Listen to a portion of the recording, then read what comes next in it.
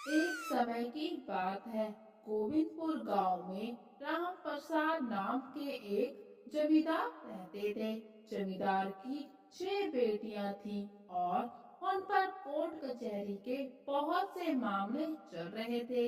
इसी बीच जमींदार अपनी 6 की 6 बेटियों की शादी कर देते हैं, लेकिन कोर्ट कचहरी के मामले अभी भी चल रहे हैं। कोर्ट कचहरी के चक्कर में सारी की सारी धन संपत्ति चली जाती है। जमींदार के पास सिर्फ रहने के लिए एक घर और खेत ही बचते हैं। इसी बीच जमींदार भी स्वर्ग सिधार जाते हैं। जमींदार के 2 बेटे हैं। बड़ा बेटा खेती करता है और छोटा बेटा अच्छी पढ़ाई करके एक सरकारी दफ्तर में नौकरी करता है। दोनों ही बेटों की शादी हो चुकी है। जमींदार की बड़ी बहू बिमला एक घरेलू महिला है जो एक गरीब परिवार से है। गरीब परिवार से होने के कारण उसे हर एक चीज की कीमत पता है। दूसरी तरफ जमींदार की छोटी बहू एक बहुत ही बड़े घराने से है, जिसने कभी भी किसी चीज की तंगी अपने मायके में नहीं देखी। और फिर ऐसे ही एक दिन जब बिमला रसोई घर में खाना बना रही होती है, तो देखती है कि घी का सारा डिब्बा खाली है। वो अभी कुछ ही दिन पहले तो घी लेकर आई थी, फिर एकदम से सारा घी कहाँ चला गया।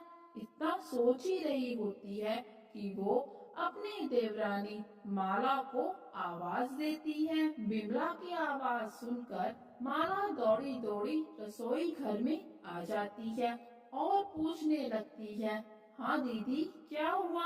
आपने मुझे बुलाया क्या? तो बिमला कहती है, हाँ माला, मैंने ही तुम्हें आवाज दी थी। वो मुझे तुमसे पूछना था कि ये सारा घी जो कि मैं अभी कुछ ही दिन पहले लेकर आई थी कहाँ गया? क्या तुम कुछ जानती हो?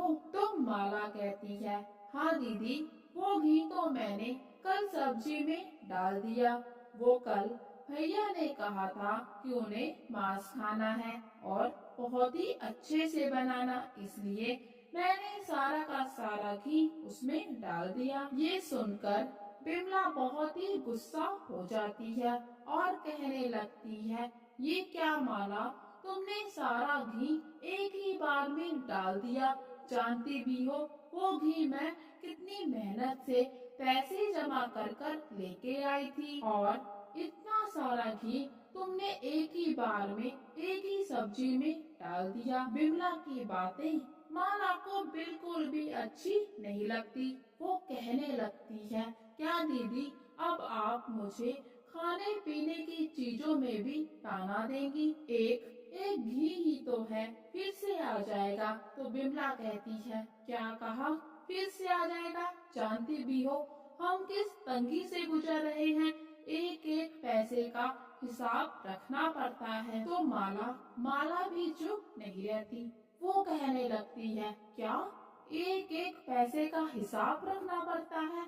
जितना घी मैंने कल सब्जी में डाला है, इतना घी तो मेरे मायके पे सिर्फ नौकर ही खा लेते हैं, और एक आप हैं जो मुझे इतने से घी के लिए इतना कुछ सुनाई जा रही हैं। मेरे मायके में एक एक पैसे का हिसाब नहीं होता।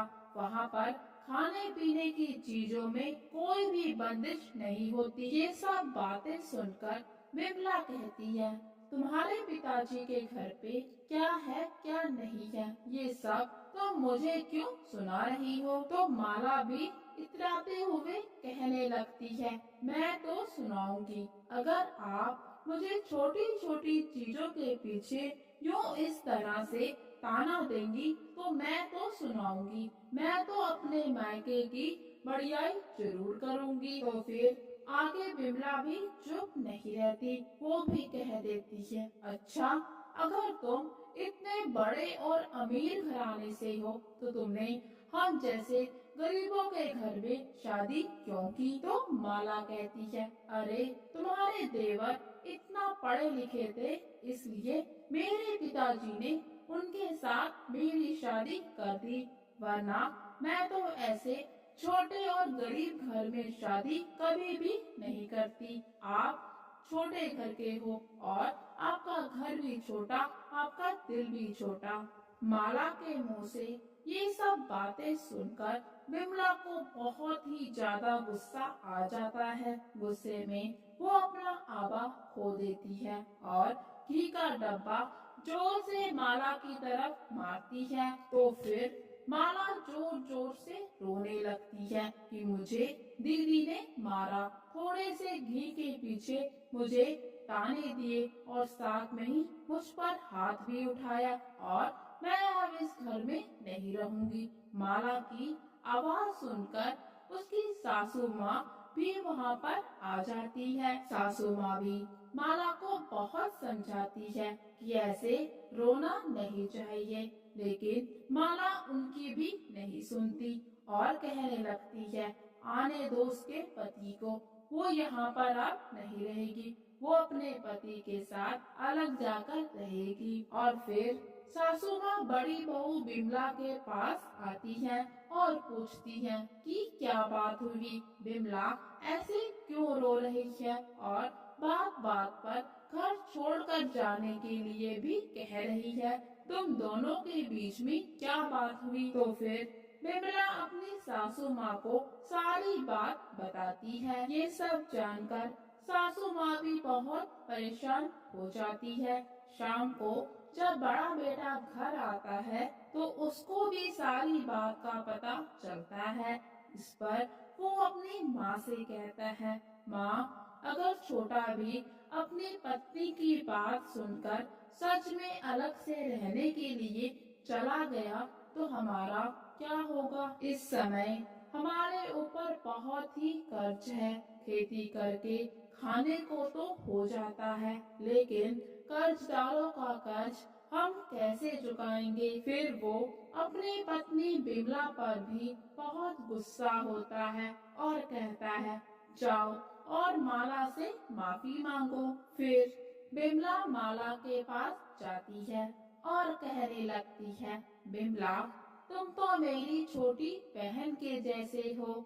मैंने हमेशा तुम्हें अपनी छोटी बहन माना है और छोटी बहन को बड़ी बहन की बातों का बुरा नहीं मानना चाहिए। मैं तुमसे माफी मांगने आई हूँ, मुझे माफ कर दो और इस घर को छोड़कर मत जाओ। जो कुछ भी हुआ वो गुस्से में हुआ और गुस्से में तो ये सब हो जाता है। अब तुम सब कुछ भूल जाओ ना। तो माला कहती है, दीदी आप यहाँ से चली जाइए, मैं कुछ भी नहीं भूलूंगी और ना ही मैं आपको माफ करूंगी। अब मैं इस घर में नहीं रहूंगी, आप बस यहाँ से चली जाइए। और फिर अगले ही दिन छोटा भाई भी घर आ जाता है तो माला उसे सब कुछ बता देती है। ये सब जानकर वो भी गुस्सा हो जाता है और अपनी भाभी के पास जाकर कहने लगता है, भाभी आपने ऐसा क्यों किया? अब मैं और मेरी पत्नी इस घर में बिल्कुल भी नहीं रहेंगे। बड़ा भाई और माँ छोटे भाई को बहुत ही समझाते हैं कि ऐसा ना करे। इस समय उसका घर छोड़कर जाना बिल्कुल भी सही नहीं है, लेकिन वो नहीं मानता और सारा सामान तैयार करके घर छोड़कर जाने लगता है। और फिर जब माला अपना सारा सामान तैयार करके घर से निकल रही होती है तो उसको याद आता है कि कैसे वो इस घर में दुल्हन बनकर आई थी और बड़ी दीदी ने कैसे उसको कितने प्यार से छोटी बहन की तरह रखा था। उसे एक एक बात याद आने लगती है और उसका घर छोड़ के जाने का इरादा बदल जाता है। फिर वो अपने पति से कहती है, रुकिए मैं घर छोड़कर नहीं जाऊंगी। तो वो कहता है, अरे क्या हुआ, तुम ही तो जिद पर अड़ी थी कि मुझे इस घर में नहीं रहना, तो फिर अब क्या हुआ? तो माला कहती है, मैं एक बहुत ही बड़े घर से हूँ जिसमें बहुत सारे लोग रहते हैं। आप और मैं अगर अकेले दूर जाकर रहेंगे तो मैं कैसे रहूंगी? मैं अकेले नहीं रह सकती। मुझे परिवार में रहने की आदत है। और फिर वो आगे कहती है कि छोटी मोटी बातें किस घर में नहीं होती। इतनी सी बात पर कोई भी घर छोड़कर नहीं जाता। फिर वो बिमला के पास जाती है और कहने लगती है, दीदी आप भी मुझे माफ कर दीजिए। आप ही कहती थी ना कि मैं आपकी छोटी बहन के जैसे हूँ, तो फिर मुझे भी अपने जैसा बना दीजिए ना, ताकि मैं भी हर चीज की कीमत समझ सकूं। और फिर दोनों गले लग जाती हैं और प्यार से रहना शुरू कर देती हैं।